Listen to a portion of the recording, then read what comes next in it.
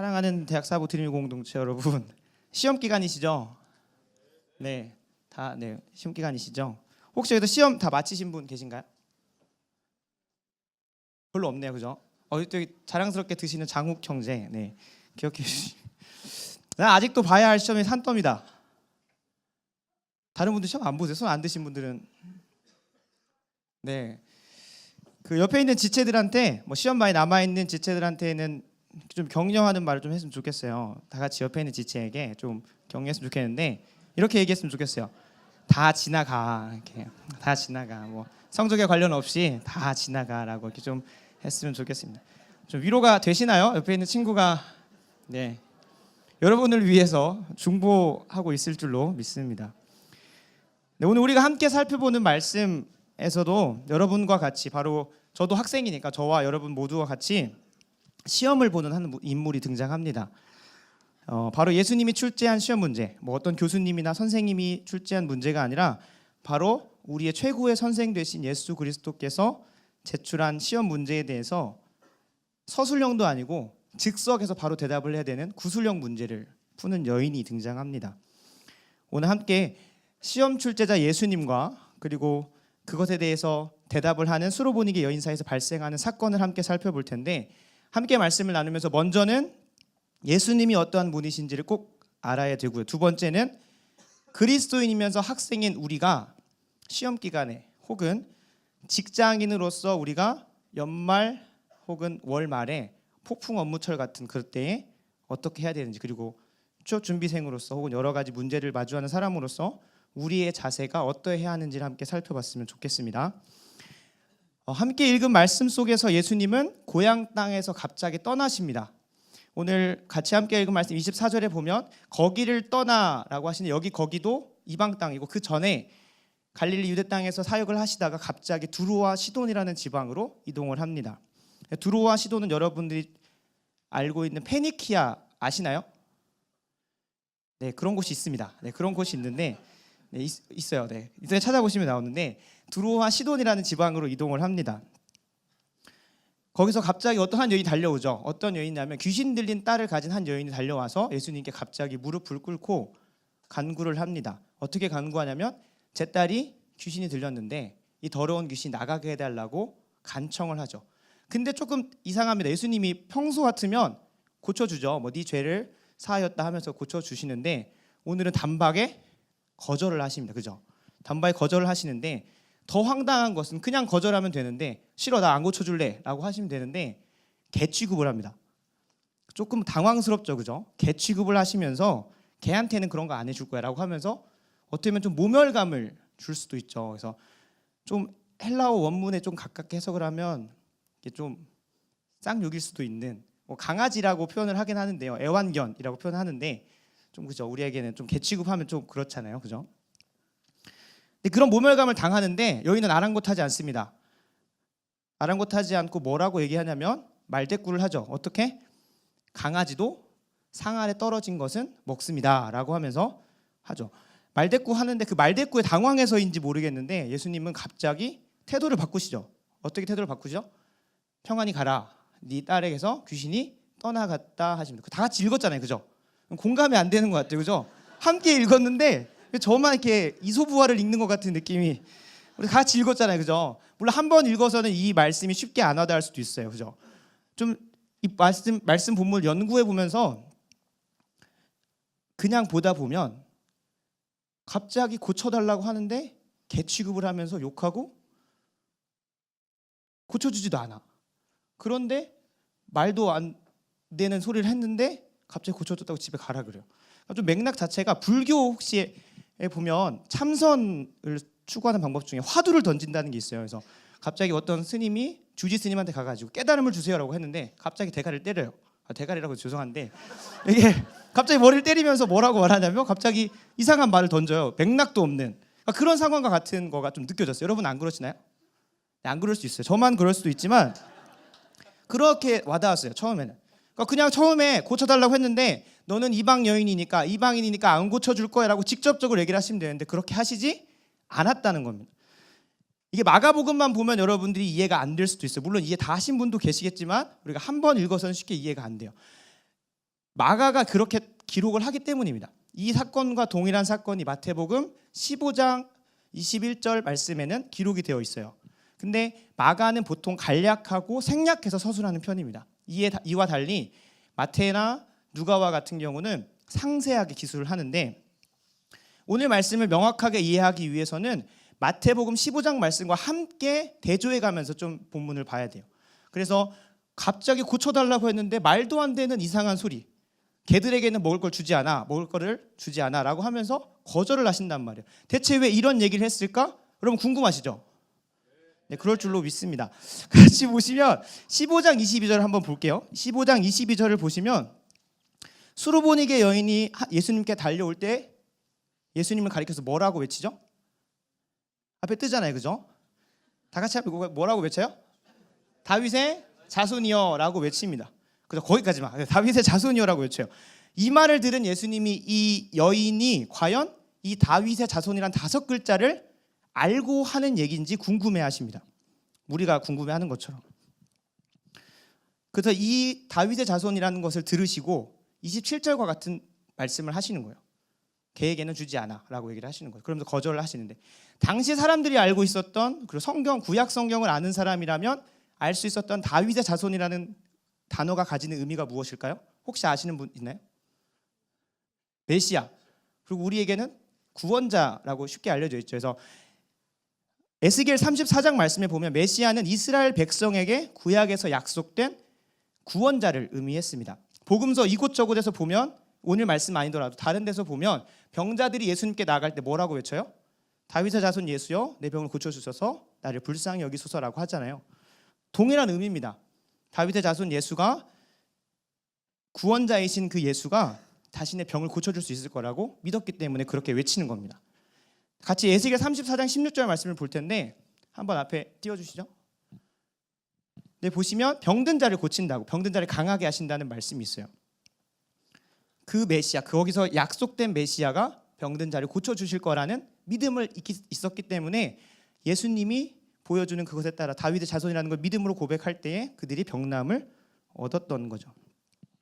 예수님은 이방 여인이었던 수로보니게 여인이 과연 이 의미, 다윗의 자손이라는 5글자 가지고 있는 의미를 알고 있는지 궁금하셨습니다. 그래서 물어본 거죠. 과연 이 여자가 구약 성경을 읽어서 다윗의 자손이 무슨 의미인지 알고 내게 그렇게 부르는 건지, 아니면 단순히 풍문으로 들어가지고 풍문으로 들었는지 궁금하신 겁니다. 이스라엘 자손들이 예수님께 나아갈 때마다, 병남을 얻을 때마다 주문을 외워요. 다윗의 자손 예수요, 다윗의 자손 예수요. 그리고 혹은 그 사람들이 부르는 별명일 수도 있죠. 유명한 사람이라고 해서 다윗의 자손이라고 부를 수도 있는데, 과연 이 의미를 알고 있을까? 예수님은 궁금했습니다. 그래서 물어봅니다. 어떤 시험 질문을 던지냐면 27절에 기록된 대로 자녀로 먼저 배불리 먹게 할지니 자녀의 떡을 취하여 개들에게 던짐이 마땅치 아니하리라. 이거 읽으면서 여러분 질문이라고 느끼셨나요? 전혀 저도 안 느껴졌습니다.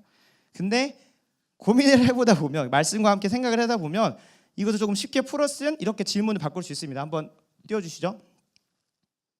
여러분들이 요즘 중간고사 시험 때 마주하는 질문하고 좀 비슷한 형식입니다. 이렇게 바꿀 수 있어요. 당황스럽죠, 그죠? 다윗의 자손이 가지는 함축적 의미를, 문학 시간 문학이 아니라 비문학 시간 같은데, 떡과 관련해서 부모와 자녀 그리고 애완견 3자 사이의 관계 속에서 서술도 아니에요. 구술하시오. 근데 이것에 대한 답이 여러분들이 봤던 28절 말씀입니다. 좀 뭔가 와닿으시나요? 네, 역시 여러분들은 역시 지성인이시네요. 여기서 예수님께서 말씀하신 그 던진 문제 속에서 자녀는 누구를 가리킬까요? 바로 누구? 네, 여러분 말씀하셨어요. 누구세요?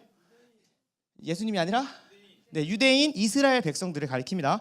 그리고 자녀와 대비되는 개들, 강아지, 애완견은 누구를 가리킬까요? 이방인, 수로보니게 여인과 같은 이방인을 가리킵니다. 그리고 떡은 누구를 가리키죠? 주시는 분도 예수님이고 그 떡 자체가 누구예요? 예수님. 우리가 어딜 보면 알 수 있을까요? 요한복음 6장 46절에 보면 생명의 떡이신 예수 그리스도가 나옵니다. 여기서 말하는 생명의 떡이라는 것은 생명 맛이 나는 떡이 아니에요. 그죠? 근데 당연히 아니겠죠. 당연히 생명만 나는 떡이 아니라 6장 48절 한번 보겠습니다.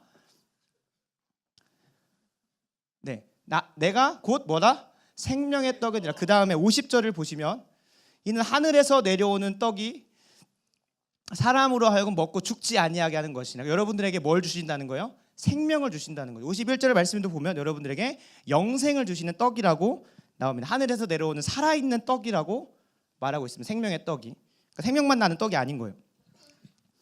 네, 그렇게 생명이 돼 있어요. 설명이 돼 있어요. 그죠? 생명의 떡인 예수 그리스도는 자신의 허물, 바로 저와 여러분의 허물로 죽었던, 죄로 죽었던 우리에게 영생을 약속하시는 그것입니다. 창조주 하나님과 대적하고 한 인생 속에서 자신을 신으로 삼아 자신을 우상 삼아 하나님보다 더 높아지려고 하는 바로 우리가 마주하는 죽음, 그것을 이기게 하신다고 약속하는 생명의 떡이라고 요한복음 6장 말씀은 증거하고 있습니다. 여인은 이 사실을 알고서 대답한 것 같습니다. 그녀가 알고 있던 사실을 크게 세 가지로 나눌 수 있는데 그녀의 대답을 보면 그녀의 대답이 어떻게 나오지? 28절을 한번 볼까요? 여자가 대답하여 이르되 주여 올소이다마는 상 아래 개들도 아이들이 먹던 부스러기를 먹나이다 라고 하면서 과연 여기서 뭔가 세 가지를 끄집어낼 수 있을까? 대체 저 사람은 뭘 생각했길래 세 개나 끄집어냈을까 생각을 할 수 있는데 보세요. 그 질문 속에서 다윗의 자손의 의미를 물어봤단 말이에요. 그럼 다윗의 자손의 의미가 예수라는 걸, 구원자라는 걸 가리키고 그 구원자가 생명의 떡이라는 것과 연결이 되는데 수로보니게 여인은 세 가지를 알았습니다. 한 가지는 그에게 떡을 구할 만한 그가 생명의 떡이라는 구원자라는 사실을 알고 있었고 그래서 예수님이 구약에서 예언된 생명을 주시는 구원자라는 사실을 몰랐다면 방금 28절과 같은 대답을 못했을 겁니다. 여인의 답변 속에는 예수님이 자신의 자녀들, 즉 이스라엘 민족에게 생명의 떡을 주시는 분이라는 사실이 이미 포함되어 있던 겁니다. 뿐만 아니라 예수님의 말씀 속에 보면 먼저라는 단어가 있습니다. 27절 보면 자녀로 먼저 배불리 먹게 할 것이니 라고 되어 있습니다. 여인은 자녀들이 먹다가 흘린 혹은 아이들이 먹고서 남겨둔 부스러기를 먹을 수 있다고 생각합니다. 아이들이 생명의 떡을 먼저 먹고 그 후에 이방인인 자신도 먹을 것이 있다고 생각합니다. 이 말씀이 이사야 49장 6절에 보면 나오는데 이스라엘 민족을 이방의 빛으로 삼아 나의 구원을 베풀어서 땅끝까지 이르게 하리라고 기록되어 있습니다. 자녀인 이스라엘 민족이 먼저 생명의 떡을 맛보고 그들을 이방의 빛으로 삼아 땅끝, 즉 이방인에게도 생명의 떡을 맛보게 하신다고 말씀하십니다. 수로보니게 여인이 이 내용을 직접 읽어서 알았는지 혹은 풍문으로 들어서 알았는지 알 수가 없습니다. 성경에 기록되어 있지 않으니까. 그러나 분명한 것은 앞에서 말씀드린 것처럼 예수님이 구원자, 다윗의 자손, 메시아라는 것을 알았고 생명의 떡이라는 것을 알았고 또한 이방인인 자신도 먼저는 유대인이 먹고 난 후에 그 복음을 듣고 난 이후에 생명의 떡을 먹고 난 후에 자신에게도 기회가 주어진다는 것을 분명히 알고 있었습니다. 그리고 마지막 세 번째, 아직은 자신의 생명의 떡을 먹을 순서가 안 됐다는 겁니다. 그래서 무엇을 구합니까? 그 여인의 고백 속에 떡이 아니라 부스러기를 구합니다. 그 여인이 구했던 부스러기는 무엇일까요? 네, 딸의 치유입니다. 더 구체적으로 말하면 축기겠죠. 그 딸에게서 귀신이 떠나가는 것을 구했습니다. 귀신을 쫓아내는 것을 축기라고 하는데 예수님이 행하신 축기는 생명의 떡으로 오신 예수 그리스도가 메시아임을, 구원자이심을 나타내주는 표징이었습니다. 여러분 대학부 집회실에 들어오시다 보면 정장을 입고서 이렇게 어리둥절한 표정으로 이곳저곳 헤매면서 어디로 가야 될지 모르는 사람이 보입니다. 그러면 누가 생각이 나죠? 전도사인 제가 생각이 납니다. 그런 표징이었던 거예요. 이제 웃으시면 이게 핀트가 안 맞는데 네. 무슨 느낌인지 알겠죠? 여러분들 길 가다 보면 포마드 컷을 하고 깔끔한 얼굴에 검은색 정장에 흰색 셔츠를 입고 한쪽에는 두꺼운 성경책을 들고 다니는 두 명의 남자가 있습니다. 누가 생각나요?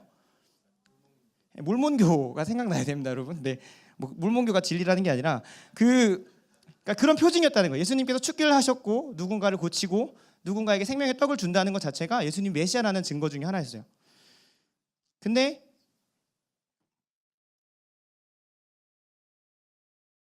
여인은 아직 자신의 순서가 되지 않았다는 것을 생명의 잠시만요. 네, 그런 표징이었다는 거예요. 그래서 그 표징이 어디 나오냐면 스가랴 13장 2절에 보면 이렇게 나옵니다. 만군의 여호와가 말하노라 그날에 다 생략하고 더러운 귀신이 이때 쫓아낼 것이라, 떠나가게 할 것이라 라고 말합니다. 그러니까 예수님께서 메시아임을 드러내주는 증거 중에 하나가 축기였던 거예요. 어떻게 보면 그 축기는 생명의 떡을 온전히 맛보는, 우리에게 구원의 생명을 주는 그 생명의 떡이 아니라 거기서 흘러나온 하나의 부스러기일 수 있는 거죠. 축기가. 혹은 우병이와 같이 먹을 것을 주는 것이, 병나음을 얻는 것이 부스러기일 수 있습니다. 한마디로 여인은 부스러기를 구한다는 것 자체가 자신에게 아직 순서가 오지 않았다는 것. 그래서 아직은 내가 생명의 떡을 먹을 순서가 아닌지 모르겠지만 내가 부스러기라도 먹겠나이다 라고 하면서 구하는 거죠. 결국 한마디로 말해서 예수님의 초고난이도 질문에 초고난이도로 대답을 한 겁니다. 다윗의 자손이 가지는 함축적 의미를 명확하게 알고 예수님이 요구하시는 조건 뭐였죠? 떡과 관련하여 부모와 자녀, 애완견 3자 사이의 관계에서 명확하게 서술한 겁니다. 그게 28절의 답입니다. 구약에 기록된 예언을 다 숙지하고서, 물론 다 읽었는지는 몰라요. 명확하게 알 수는 없으나 예수님과 귀신 들린 두 여인 사이, 딸을 둔 여인 사이의 대화가 가지고 있는 의미를 함께 살펴봤습니다. 우리는 분명히 알게 된 것이 하나가 있죠. 바로 시험 문제를 풀 때는 문제를 철저하게 분석하고 출제자가 의도한 답이 무엇인지 잘 대답해야 한다는 것입니다. 그렇죠? 당연히 아니겠죠. 오늘 본문은 예수 그리스도가 죄인된 우리에게 영생을 주시는, 영생을 약속하신 생명의 떡이라는 그 사실을 말하고 있습니다. 우리는 우리에게 영생이 약속된 그 생명의 떡을 사모해야 합니다. 시험 기간에 시험과 과제에만 매몰돼서 우리 인생의 근본적인 죄의 문제를 해결해주는 생명의 떡을 잊어서는 안 됩니다. 허물과 죄로 죽었던 우리를 다시 살리는 영생을 약속하시는 그 생명의 떡을 대신 예수 그리스도를 잃어버려서는 안 됩니다, 여러분. 평소에도 찾지도 않는 예수님을 시험의 성적을 위해서 찾는 사람이 되어서는 절대 안 될 것입니다. 예수님을 우리의 세상 속에서 마주하는 문제를 해결해주는 부적이나 진이와 같은 존재로 전락시켜서는 안 됩니다. 저와 여러분에게 생명의 떡을 주시고자 하는 예수님을 부스럭이나 주시는 쪼잔한 분으로 만들어서는 안 됩니다. 자신의 행복을 위해서 비나이다 하는 것은 세상 종교와 별반 다를 게 없습니다. 우리의 지난 일주일의 삶을 한번 돌아봅시다. 많은 시험과 과제 때문에 힘든 거 다 저도 이해합니다. 저도 시험 기간이었으니까요. 근데 여러분의 삶을 돌아봤을 때 여러분들은 생명의 떡을 구하고 계시나요? 아니면 이방 여인과 같이 부스러기를 구하고 계시나요? 여러분들에게 순서가 돌아오지 않은 게 아닙니다. 예수님께서 십자가 못 박혀 죽으시고 부활하심으로 여러분들에게도 바로 그 생명의 떡을 먹을 수 있는 기회를 주셨습니다. 그런데 여러분은 그거를 외면하며 부스러기만을 쫓고 있지는 않습니까? 전도사인 저도 시험을 볼 때면 시험 잘 보게 해주세요라고 하면서 기도합니다. 경쟁자가 전도사인데 다 그렇게 기도해요, 저도. 근데 오늘 말씀을 보면서 제가 회개한 점이 있습니다. 물론 시험의 성적도 중요하고 학업을 하는 것도 중요하고 직장 생활에서 마주한 여러 문제들 분명히 하나님께 기도하고 부르짖어야 되는 거 맞습니다. 그런데 우리가 주객이 전도돼서는 안 됩니다. 예수님은 우리의 삶의 문제 하나하나만 관여하셔가지고 다 해결해 주시는 그런 진리가 아닙니다. 오히려 우리에게 생명을 허락하시는 진리이시죠. 예수님의 십자가 죽음은 우리의 시험과 과제, 삶의 작은 문제들 때문을 위한 것이 아니었습니다. 우리가 우리의 힘으로는 도저히 해결할 수 없는 그 죄의 무게를 대신 지시고 죽어주시기 위해서 이 땅에 오신 생명의 떡이십니다. 여러분들 이것이 믿어지십니까? 우리 모두 기억합시다. 예수님은 우리에게 영생을 약속하신 생명의 떡이시라는 것을 꼭 기억합시다. 말씀을 마무리하면서 여러분들에게 한 가지 질문을 던지고자 합니다. 한번 생각해 보세요. 여러분, 떡이 맛있습니까? 부스러기가 맛있습니까? 네, 이 답변을 기대했습니다. 사랑하는 대학 사부 드림이 공동체 여러분, 혹시 말로는 떡이 맛있을 것이라고 얘기를 하지만 평소의 삶 가운데서는 부스러기가 맛있어 보일 때가 있지 않습니까? 진짜 부스러기 말고, 그러니까 예수님 봤을 때, 그죠? 진짜 부스러기 말고 말하는 게 아니라 내 앞에 주어진 시험과 과제 혹은 삶의 여러 문제들을 해결해 주시는 예수님을 더 믿고 싶을 때가 있지는 않습니까? 여러분들에게 묻고 싶습니다. 그러나 우리는 분명히 이 사실을 알아야 됩니다. 모든 성경, 오늘 본문을 포함한 모든 성경이 말하고 있는 것은 예수님은 여러분들에게 모든 죄의 문제를 해결하시기 위해서 이 땅에 오셔서 십자가 못 박혀 죽으시고 부활하심으로 그 모든 사망 권세를 끊으신 생명의 떡이라는 것을 모든 성경은 여러분들에게 증거하고 있습니다. 시험 기간에 무슨 이렇게 어려운 말을 하고 있어라고 생각하실 수 있어요. 그러나 여러분들에게 큰 위로가 되는 말씀 한 가지만 더 말씀드리고 진짜 말씀을 마무리하겠습니다. 온전한 생명의 떡이 있지 않습니까? 그 떡에는 원래 부스러기가 붙어 있었습니다. 그렇죠? 생명의 떡이신 예수 그리스도, 그분을 진짜 나의 삶의 구원자이며 내 모든 죄의 문제를 해결해 주신 예수 그리스도로 온전히 고백하면, 다른 말로 하면 그 생명의 떡을 온전히 내 것이로 먹으면 부스러기는 떨어지지 않습니다. 누군가에게 빼앗기는 부스러기가 되지 않습니다. 부스러기는 원래 그 떡에 붙어 있던 것입니다. 떡을 잘 먹으면 부스러기는 단 하나도 떨어지지 않을 것입니다. 예수님께서 이 땅에서 행하신 그 기적들, 여러분들 삶에서 지금까지 신실하게 행해 오셨던 여러 가지 은혜의 순간들, 그 부스러기들은 원래 떡에 붙어 있던 것들입니다. 우리가 생명의 떡 대신 예수 그리스도를 온전히 우리의 구원자로 고백할 때 성경 속 수많은 인물들이 경험했고 받았던 그 축복들, 요셉이 그러했고 다윗이 그러했고 솔로몬이 그랬고 수많은 인물들이 그랬던 것처럼 바로 여기에 있는 이 말씀 앞에 서 있는 우리도 그 부스러기의 복도 함께 누리게 될 것이라고 믿습니다. 남은 시험 기간도 여러분 주님 안에서 승리하시되 그 무엇보다도 생명의 떡 대신 예수 그리스도를 삶 속에서 고백하시길 간절히 소원합니다. 기도하겠습니다. 사랑과 은혜가 풍성하신 하나님 아버지, 감사합니다. 우리에게 생명의 떡 대신 예수 그리스도를 보내주셔서 우리를 위하여 십자가에 못 박혀 죽으시고 부활하심으로 그 사망 권세 끊으셔서 우리가 도저히 감당할 수 없는 죄의 문제 끊게 하심에 너무나 감사합니다.